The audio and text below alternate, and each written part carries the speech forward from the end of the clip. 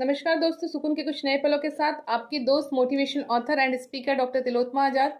आज के इस सेशन में हम चर्चा करने जा रहे हैं कि ईश्वर कहाँ नहीं है। घटघटवासी, अविनाशी, कण कण में बसने वाले, इन्हें सिर्फ और सिर्फ श्रद्धा, विश्वास, आस्था से देखा जा सकता है। यह हर कण कण में व्याप्त है। ईश्वर कहाँ नहीं है, इस बात को एक छोटी सी कहानी के माध्यम से समझते हैं। जनमानस को भक्ति का अमृत पिलाते हुए गुरु नानक देव जी भारत के कोने कोने में भ्रमण कर चुके थे। जब वो करतारपुर में कुछ दिन विश्राम करने के पश्चात उनकी अंतरात्मा ने उन्हें आवाज दी, उठो नानक, अभी तुम्हें और भी लोगों को भक्ति का अमृत पिलाना है, तुम्हें जनमानस का कल्याण करना है। अभी तुम्हारा कार्य पूर्ण नहीं हुआ है, अभी कुछ और लोग तुम्हारी प्रतीक्षा कर रहे हैं। अपनी अंतरात्मा की आवाज सुनकर गुरु नानक देव जी अरब देश की यात्रा के लिए निकल गए। जब अरब देश की यात्रा के लिए निकले तो सूरत से मक्का मदीना की ओर कुछ हज यात्री हज करने के लिए जा रहे थे। गुरु नानक देव भी उन्हीं हज यात्रियों के साथ में नाव में सवार होकर सूरत से मक्का मदीना की ओर चल पड़े। लंबी यात्रा के पश्चात जब गुरु नानक देव जी को थकान हुई तो गुरु नानक देव जी एक रेत के ढेर पर आराम करने के लिए लेट गए। उनके साथ उनका शिष्य मर्दाना भी था। जब गुरु नानक जी लेटे लेटे उन्हें नींद लग गई तो जो हज यात्री उनके साथ थे उन्होंने देखा कि गुरु नानक देव जी के पैर पवित्र काबा की ओर है। क्या इसे इतना भी नहीं मालूम कि ये काबा भगवान का घर है, यहाँ पर अल्लाह रहते हैं। कुछ हज यात्री गुरु नानक देव जी के पास पहुंचे और उनसे कहा कि तुम कौन हो और तुम भगवान के घर की तरफ पैर करके लेटे हुए हो। गुरु नानक देव जी ने मुस्कुराते हुए आंखें खोली और कहा कि भाई, मैं तो एक फकीर हूँ, मुझे क्या मालूम कि इस खुदा का घर कहाँ है। मैं तो थक गया था और थकान की वजह से सो गया था और अभी भी मेरी थकान बाकी है, मैं पुनः सो रहा हूँ। अगर आपको लगता है कि मेरे पैर पवित्र काबा खुदा के घर की तरफ है तो आप मेरे पैरों को घुमा दीजिए जिस तरफ खुदा का घर नहीं है। और ऐसा कहकर गुरु नानक देव जी आंखें बंद कर कर सो गए। उन हज यात्रियों ने क्रोध से गुरु नानक देव जी के पैर पकड़े और उन्हें घुमा दिया।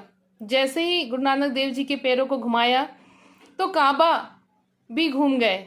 जिस ओर गुरु नानक देव जी के पैर थे उसी ओर काबा की पवित्र भूमि भी घूम गई। एक बार, दो बार लगातार प्रयास करते रहे और जिस ओर गुरु नानक देव जी के पैर होते उसी ओर काबा भी घूमकर चला जाता। हज यात्रियों को आश्चर्य हुआ और उन्हें लगा कि शायद हम कुछ गलती कर रहे हैं, शायद हमें ये भ्रम हो रहा है कि हम इनके पैरों को घुमा रहे हैं। उन्होंने फिर प्रयास किया और देखा कि पुनः काबा उसी ओर हो गया।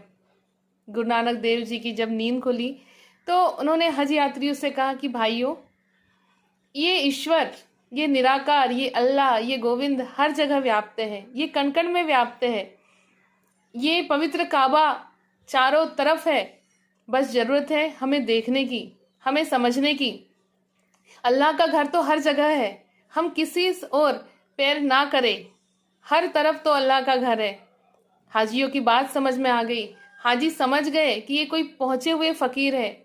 उन्होंने फकीर से कहा कि हम समझ गए कि आप अल्लाह के बंदे हो, लेकिन हम आपसे कुछ प्रश्न पूछना चाहते हैं। गुरु नानक देव जी ने मुस्कुराते हुए कहा कि अच्छा, पूछिए, क्या पूछना चाहते हैं।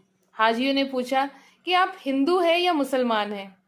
गुरु नानक देव जी ने मुस्कुराते हुए कहा कि ना मैं हिंदू हूँ ना मैं मुसलमान हूँ, मैं तो इस रब का, इस अल्लाह का, इस गोविंद का, इस ईश्वर का, इस निराकार का बख्शा हुआ एक प्राणी मात्र हूँ, इसकी पावन पुनीत रचना हूँ। फिर मुस्लिमों ने कहा कि अगर आप ना हिंदू हो ना मुसलमान हो तो आप बताइए कि दोनों में से सबसे अच्छा कौन होता है। गुरु नानक देव जी ने कहा कि दोनों ही अच्छे हैं। क्यों? क्योंकि दोनों ही इस खुदा, इस मालिक, इस ईश्वर, इस गोविंद की बनाई हुई रचना है। जब इसने बनाते हुए भेद नहीं किया तो मैं कैसे भेद कर सकता हूँ। ये तो प्रेम की मूर्त है।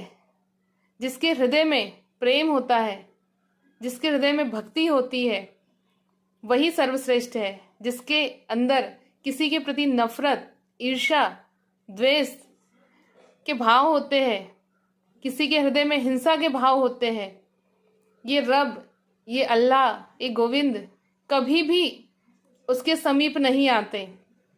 तो ईश्वर कण कण में व्याप्त है, ये आनंद स्वरूप, ये घट घट व्यापी, हर पल हर क्षण हमारे पास है।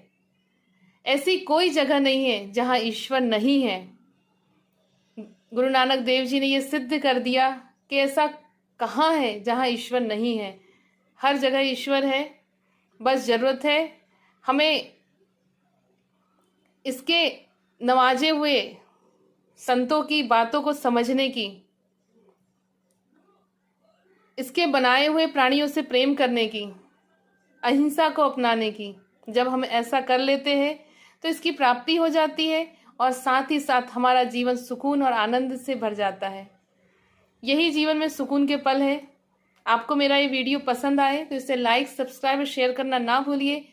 सुकून के कुछ नए पलों के साथ आपसे पुनः मुलाकात होगी। तब तक के लिए जय हिंद, जय भारत।